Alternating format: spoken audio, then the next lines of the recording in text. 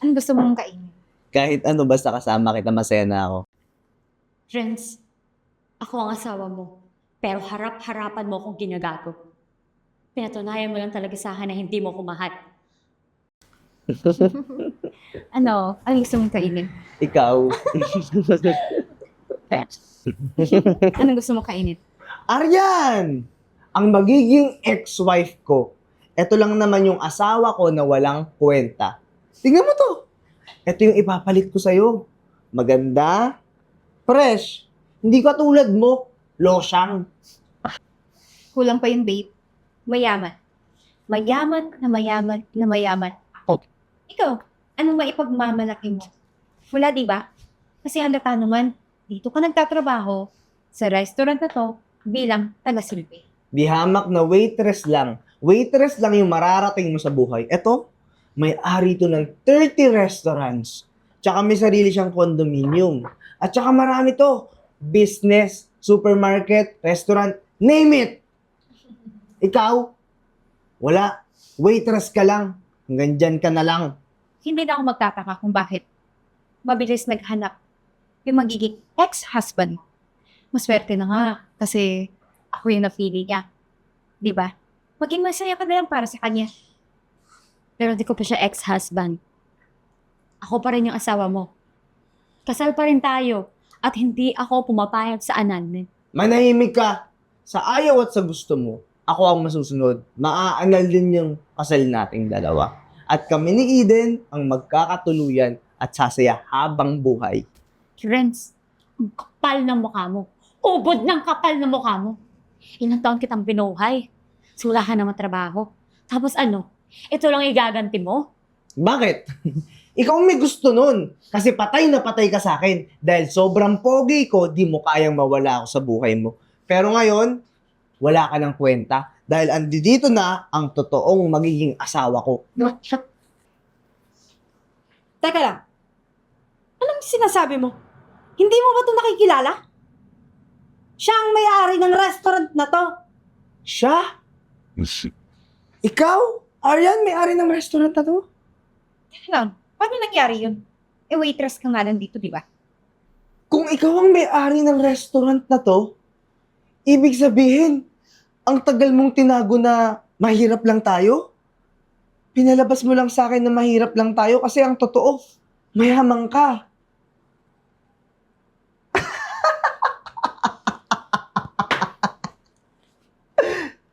Hindi pa rin to kayamanan.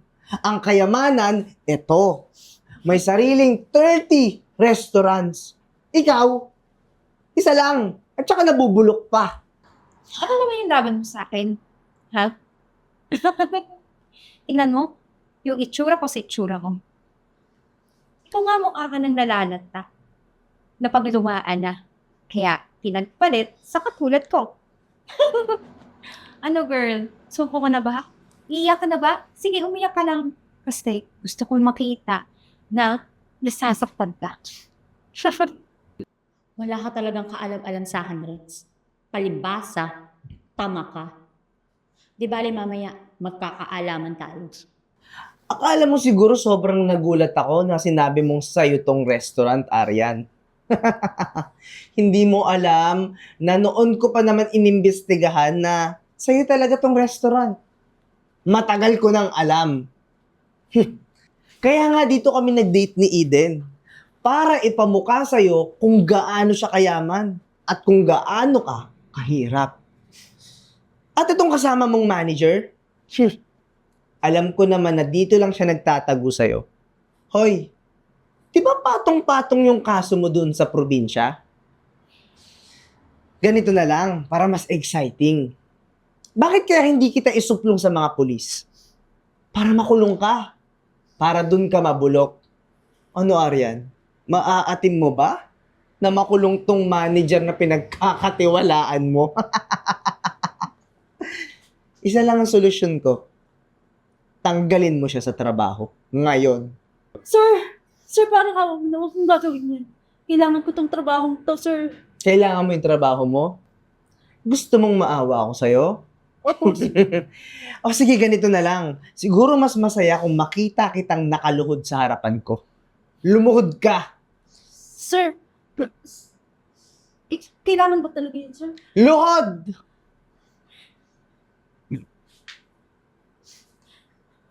Huwag kang lumuhod. Tutulungan kita. Tatanggalin muna kita sa trabaho mo gaya ng gusto niya. Wala ka ng trabaho, taba. Kaya mabuti pa, lumayas ka na. Alis! Alis, baboy ramo. Ano? Masaya ka na? Baka nakakalimutan mo. Mag-asawa pa rin tayo. Pwede kitang ipakulong eh. Kahit kailan ko gustuin. Nakikita mo ba tong restaurant na to? Nagkalat ang mga CCTV. Ang dami kong ebidensya laban sa'yo. Makukulong ako. Paano pag nabulok ako sa kulungan? Arian, wag. Wag, patawarin mo ako, Arian. Kasi hindi ko kakayaning makulong. Nakakatakot. Anong magagawa ng mga CCTV mo? Anong magagawa ng mga ebidensya mo kung mayaman tong babaeng nasa tabi ko? Arian, 2026 na. Lahat nabibili ng pera, kahit mga pulis. Alam mo, kung ako sa'yo, tigilan mo na yung lahat ng mga hindi makabuluhan yung sinasabi. Kasi ang ending nito, sa akin pa rin yung asawa ko. Sorry to say, pero pwedeng ako na gumasto ng annulment nyo para mapadali na. Pera naman ako. Kahit ilan pa o magkano pa yan, kaya ko ipatanggal yung pagiging mag-asawa. Nga pala, paparating na ang kuya ko. Ipapakilala ko na siya kay Renz dahil mag-i-invest siya sa negosyo ni Renz. At panigurado, yung kuyang kong yun, kaya din gawin ang lahat. Pati ikaw, kaya kanyang binhin. Dahil ang kuya ni Eden, sobrang yaman. Eden, Kuya, mabuti naman, hindi ka naligaw. ito na ba yung lalaking papakilala mo? Ay, oo, future fiancé ko. Very, very soon na lang. Friends, O kuya, di ba nangako ka na pag-i-invest ka ng 1 bilyon sa gagawing negosyo ni Renz? Oo naman. Pero, isa lang ang kondisyon ko. Dapat ay kasal kayo. Siyempre naman, ikakasal kami very soon. bayaw! Future bayaw! Huwag ka na mag-alala dahil malapit na kaming ikasal ng iyong napakagandang kapatid na si Eden. Renz, buntis ako. Ano ibig sabihin nito?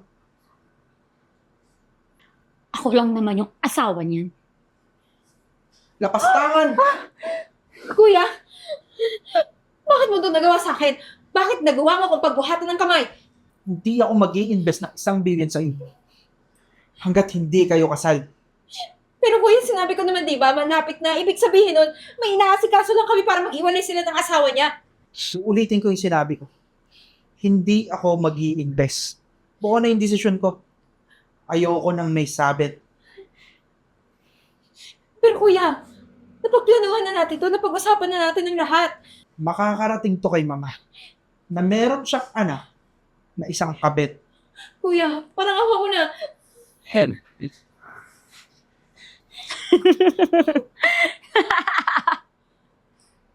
Walang hiya ka!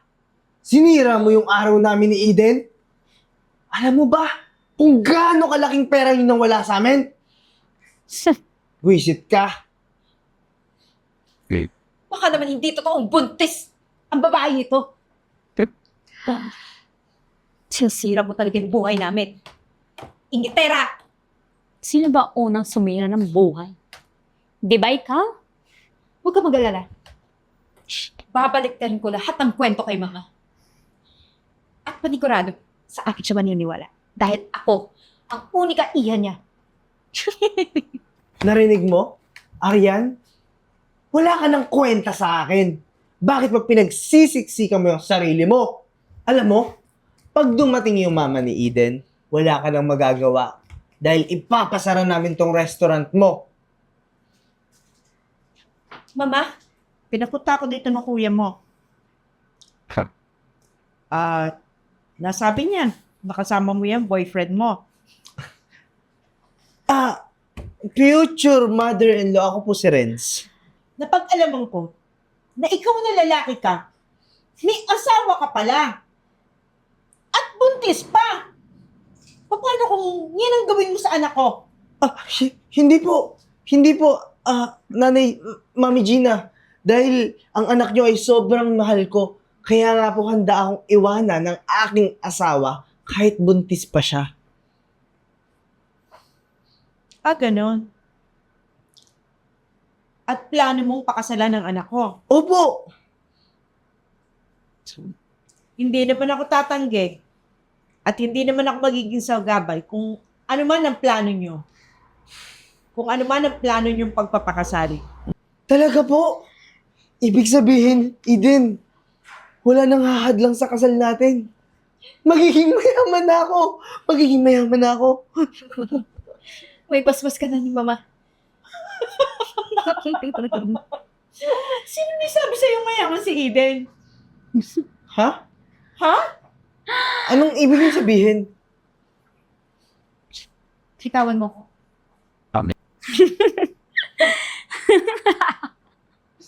Alam mo, Renz, matagal ko nang alam na niloloko mo ko eh. Na nakikisawsaw ka sa iba't ibang babae. Hindi lang si Aiden. Anong ibig mong sabihin, Arian? Ano to, Eden? Mahabang kwento pero, to make it short, binayaran lang ako ni Arya. Totoo yung sinabi ni Eden. Binayaran ko lang sila.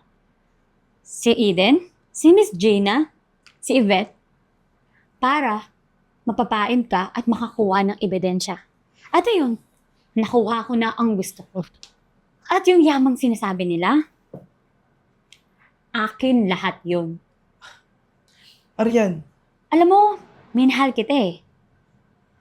Tiniis ko buhayin ka. Pilit kong tinago yung mga yaman ko. Kasi gusto kong patunayan na mahal mo talaga ako. Pero hindi. Gaya nila, yaman lang din nila ang hanap mo. Yaman lang din nila yung gusto mo. Yung mahal mo. Arian, pero mag-asawa pa rin tayo tulad ng sabi mo kanina. Buntis ka. Hayaan mo ako magpakatatay sa magiging anak natin at sa mga magiging anak pa natin. Nahihibang ka ba? Sinong buntis? Walang buntis. Sinabi ko lang naman yun kanina eh. Tinetest kita, baka sakaling pananagutan mo ko. Pero, binigo mo lang ako.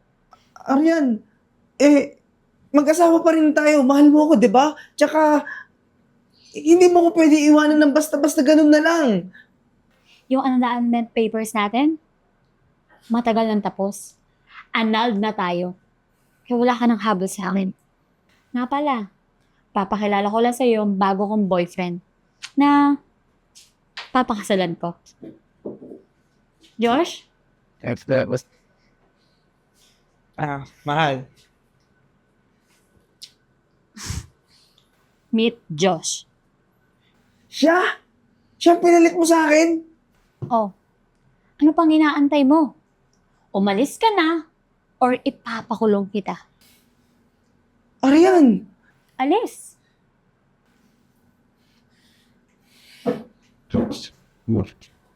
Really good shirt.